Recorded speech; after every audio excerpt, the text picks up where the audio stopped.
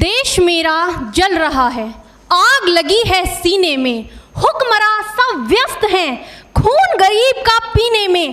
तो राम मंदिर या बाबरी का पक्ष नहीं मैं लाई हूं, घायल भारत चीख रहा है। चीख सुनाने दर्द हद से तब गुजरने लगता है जब मेरी आंखों के सामने ताज, पुलवामा, छत्तीसगढ़ में शहीद हुए जवानों के शत विशत अधजले शरीर के टुकड़े, रेत के टीलों से ऊपर जाती लाशों के ढेर और कश्मीर की खून से सनी लाल रंग की सड़कों के दृश्य सामने आते हैं। उस पर मेरे प्रतिपक्षी महोदय का कहना ये कि मानवाधिकारों की अनुपालना करते हुए देश से उग्रवाद और आतंकवाद को समाप्त किया जा सकता है।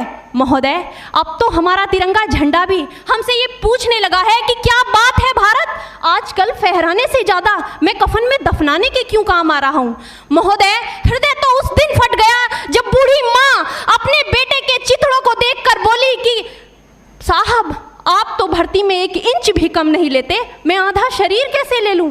महोदय, विधवा की वेदना चीख चीख कर ये कहती है कि प्यार भी भरपूर गया, मांग का सिंदूर गया, नन्हे नौनिहालों की लंगोटियां चली गई, छोटी छोटी बेटियों की चोटियां चली गई, और आपके लिए तो एक आदमी मरा है साहब, मेरे घर की तो रोटियां ही चली गई।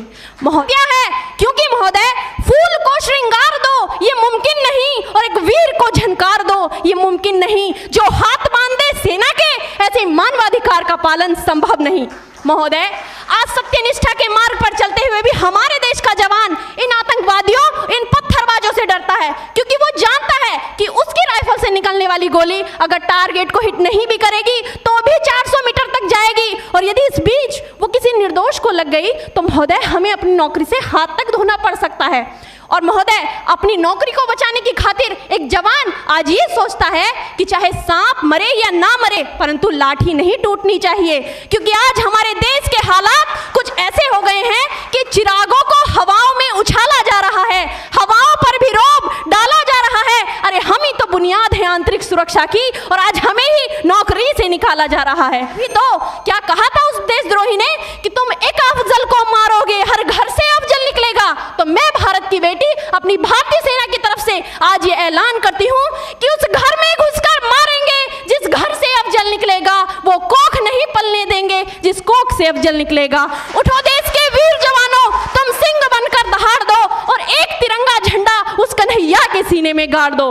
महोदय, अंत में अपनी वाणी को विराम की ओर ले जाते हुए मैं सिर्फ इतना ही कहना चाहूंगी कि नाम की दुहाइयां देने वालों, सीमा पर लड़ा नहीं जाता चरखों से शोलों के आगे, रामायण पढ़ी नहीं जाती सीमा पर गोलों के आगे। धरती के घोर कुहासे को एक सूरज ही हर सकता है, क्योंकि एटम बम से रक्षा केवल एटम बम ही कर सकता है। जय हिंद, जय भारत। नहीं, वह खून कहो किस मतलब का आ सके देश के काम नहीं, वह खून कहो किस मतलब का जिसमें जीवन न रवानी है, जो परवश होकर बहता है वह खून नहीं है पानी है। उस दिन लोगों ने सही सही खून की कीमत पहचानी थी, जिस दिन सुभाष ने बर्मा में मांगी उनसे कुर्बानी थी। बोले स्वतंत्रता की खातिर बलिदान तुम्हें करना होगा, तुम बहुत जी चुके जग में लेकिन आगे तुम्हें मरना होगा। आजादी के चरणों में जो जयमाल चढ़ाई जाएगी वह सुनो तुम्हारे शीशों के फूलों से गूंथी जाएगी। आजादी का संग्राम कहीं पैसों पर खेला जाता है, यह शीश कटाने का सौदा नंगे सर झेला जाता है।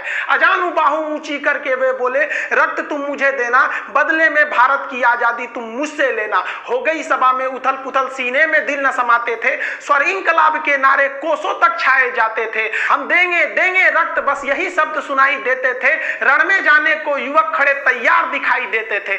बोले सुभाष वह आगे आए जिसके तन में भारतीय खून बहता हो, वह आगे आए जो खुद को हिंदुस्तानी कहता हो, वह आगे आए जो इस खूनी हस्ताक्षर करता हो, मैं कफन बढ़ाता हूं, वह आगे आए जो इसे हंस कर लेता है। सारी जनता हुंकार उठी, हम आते हैं, हम आते हैं, माता के चरणों में हम अपना रक्त चढ़ाते हैं।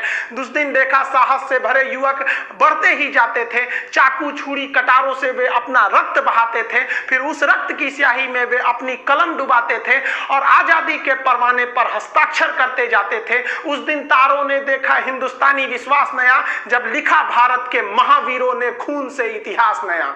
आप सभी देशवासियों को स्वतंत्रता दिवस की हार्दिक शुभकामनाएं।